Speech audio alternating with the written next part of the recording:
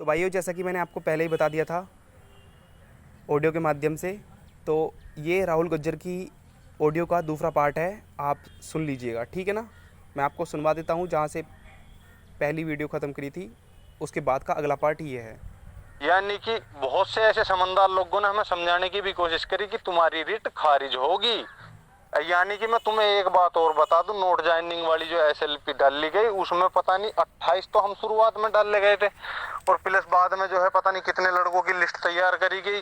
वो इसमें ज्वाइंट हुई या नहीं हुई, उसमें कितना पैसा खर्च हुआ, ये सारी चीजों की भी मुझे जानकारी नहीं, पता नहीं क्या हुआ है, कैसे हुआ। ठीक, उसके बाद में बहुत सारी चीजें ऐसी हुई कि उससे हमें हमारे दिल पर बहुत ज्यादा धक्का लगा, इतना ज्यादा हमारे साथ में, हमें ऐसा लगा कि हमारे साथ में बहुत ज्यादा विश्वासघात हुआ। विश्वासघात कैसा, हाँ हमें लगने लगा था, मैं था और प्रदीप यादव, हम दो लोग जो है, मैं उसे लेकर, उसकी इसी बात के ऊपर झड़प भी हुई थी इन लोगों से, मैं उसे लेके मैंने कहा प्रदीप चुप रहे, जो भी कुछ हो रहा है चुपचाप देखता रहे, सिर में दर्द मत कर अब तो बिल्कुल भी, ना अपने कर ना हमारे कर, जिसे नौकरी मिलनी होगी मिल जाएगी, ठीक है। सुप्रीम कोर्ट में मैं उसे लेकर अलग चला गया, अलग लेके चला गया, वो भी समझ रहा था, हम भी समझ रहे थे सारा कुछ कि 3295 हमारा, हम लोगों का नहीं हो पाने का है। 3295 सीटों में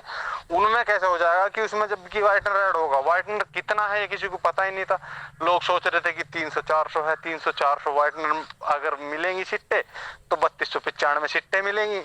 और 3295 सीटों में जो है हमारा हो ही नहीं पाने का है, मतलब हमारा तो हो ही नहीं पाने का है, उन लोगों का हो जाता जो जिन्होंने आईए डाला था। आईए में मतलब हम लोग साथ थे, लेकिन सिंगल वन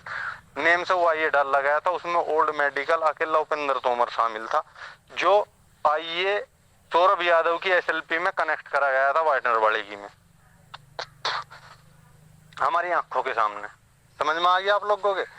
ये सारी चीज मेरी आंखों के सामने हुई है, मैं इसलिए बता रहा हूं।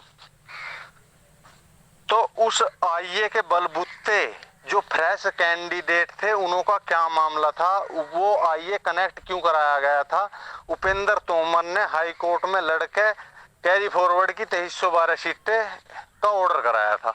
उस ऑर्डर के बलबूते हम लोगों ने वो ऑर्डर जो है यहाँ पे लगाया, उन सीटों की मांग करी वाइटनर कैंडिडेट की एसएलपी के अंदर, और उसमें अपना एक सीनियर वकील खड़ा ना करने की वजह से वे सीटें कौन ले गए, उसमें से जो सीटें